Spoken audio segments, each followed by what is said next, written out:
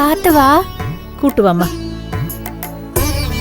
புள்ளைய உடனே உள்ள கூட்டு போய் படுக்க வச்சிடாத. கொஞ்ச நேரம் அவனை இங்க உட்கார வச்சு தண்ணி குடிக்க வச்சுட்டு அப்புறமா கூட்டு போ. சரிங்க அத்தை.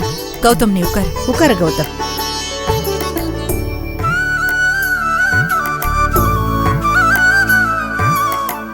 கௌதம், எல்லாரையும் ரொம்ப பயப்பட வச்சுட்டல நீ. இரு, உன்னை வந்து வச்சுக்கிறேன். மதி, இப்ப கொஞ்ச நேரத்துக்கு முன்னாடி தான் திவ்யா ஹாஸ்பிட்டலுக்கு வந்தா. அப்படியா?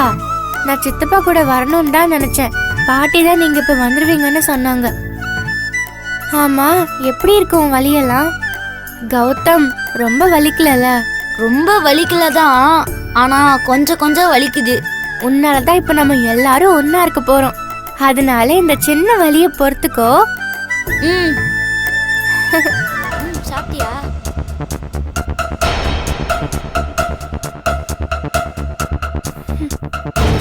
என்னடா உடம்பெல்லாம் இப்ப தேவையில்லையா? இந்த பழத்தை தின்னுட்டு உடம்பு நல்லா பாத்துக்க.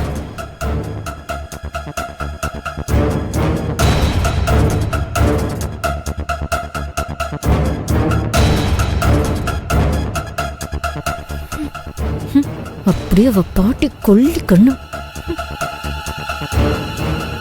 ஏண்டி, என்ன தைரியத்துல நீ இந்த வீட்டுக்குள்ள காலடி எடுத்து வச்ச? அத்தை,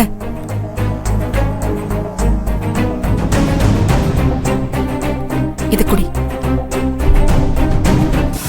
வினோ, நீ எடுத்ததுக்கெல்லாம் இவள மன்னிச்சு விடுறதுனாலதான் இவ இந்த அளவுக்கு வக்கரமா நிக்கிறா. உள்ள பொழைக்கிறதுக்கு இவ ரத்தம் கொடுக்க விடாம பொழைச்சதுக்கு அப்புறம் ஆரஞ்சு ஆப்பிளும் கொண்டு வரா. என்ன மனுஷடி நீலா? உள்ள உசுருக்கு போராடிக்கிட்டு இருக்கிறான், ரத்தம் குடுன்னு கேட்டா பதறி அடிச்சுக்கிட்டு ஓடி வராம வீட்டுக்குள்ளேயே என் பிள்ளைய அடைச்சு வச்சுக்கிட்டு ரத்தம் கொடுக்க முடியாதுன்னு சொல்றியே, உனக்கெல்லாம் என்ன நெஞ்சு அழுத்தம் இருக்கும்? வினு உனக்காக எவ்வளவுலாம் பண்ணிருக்கிறா, அதுல ஒன்னாவது நினைச்சு பாத்தியாடி? இதோ பாரு, அவ உனக்கு நல்லதே பண்ணல, கெட்டதுதான் பண்ணிருக்கானே வச்சுக்கையே. அவளை விடுறி. இந்த சின்ன புள்ள, இந்த சின்ன குழந்தை உனக்கு என்னடி பாவம் பண்ணா? அவன மனசுல நினைச்சாவது நீ இவனை அனுப்பியிருக்கலாம்ல. இந்த குடும்பம் பிரிஞ்சிடக்கூடாதுன்னு நீ பண்ற தப்புக்கெல்லாம் நாங்க மன்னிச்சு விடுறோம் பாத்தியா? அதுதான் நாங்க பண்ற பெரிய தப்பு. புள்ள உசுரோட விளையாடுறவங்களெல்லாம் அப்படியே அடிச்சு கொன்னா கூட தப்பு இல்ல. கொல்லுவீங்க. நீங்க அடிச்சு கொள்ளத்தான் எங்க அப்பா அத்தை எங்களை பெத்து போட்டிருக்காங்களா என்ன? விட்டா அப்படியே உலகத்துல நான் தான் கெட்டவன்னு ஃப்ரேம் போட்டு ஒட்டிடுவீங்க போல இருக்கே. என்னமோ நான் உங்க பக்கத்து வீட்டுக்காரி மாதிரில பேசிட்டு இருக்கீங்க. ஏண்டா, உங்க ரெண்டு பேரும் யார்தான் வீட்டு விட்டு போக சொன்னது? உங்களாலதான் இங்க பாரு நான் வந்து பேச்சு வாங்கிக்கிட்டு இருக்கேன். பசங்களை கண்டிச்சு வளர்த்திருந்தா இன்னைக்கு இந்த நிலைமை வந்திருக்குமா? அத்தை, என்னைக்குமே நான் உங்களுக்கு எப்பவுமே வேண்டாத மருமக தான். நான் என்ன பண்ணாலும் உங்களுக்கு குத்தமா தானே தெரியும். ஆரம்பத்துல இருந்தே நீங்க எந்த விஷயம் நீங்க எங்க கிட்ட கலந்துட்டு பண்ணிருக்கீங்க? இவரை என்னைக்காவது ஒரு ஆம்பளை மதிச்சிருக்கீங்களா சொல்லுங்க? உங்களுக்கு ஏதாவது காரியம் ஆகணும்னா மட்டும்தான் நாங்க ரெண்டு பேரும் உங்க கண்ணுக்கு தெரியும், அப்படிதானே?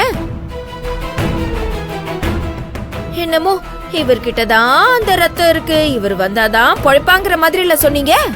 அப்புறம் எதுக்கு அந்த தங்க கம்பி, அந்த வளர்ந்து கிட்ட தம்பி, அது எதுக்கு ரத்தம் கொடுத்துச்சு? அப்ப பக்கத்துல ஆளை வச்சுக்கிட்டே தானே எல்லாரும் நாடகம் ஆடிக்கிட்டு இருந்தீங்க. எங்க முதல்ல நாங்க ஏதாவது கொடுத்தா நான் ஏதாவது சொல்லிடுவேன்னு இப்படி சுத்தி வளைச்சு டிராமா போட்டிருக்கீங்க.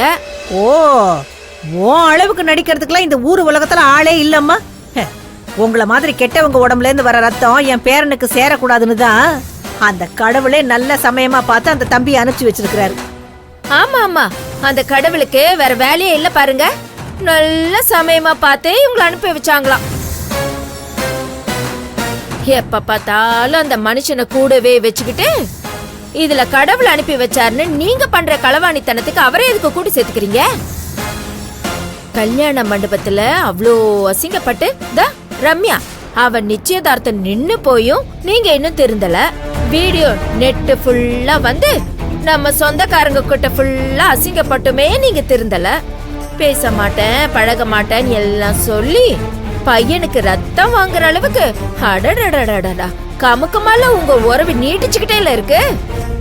ஏய்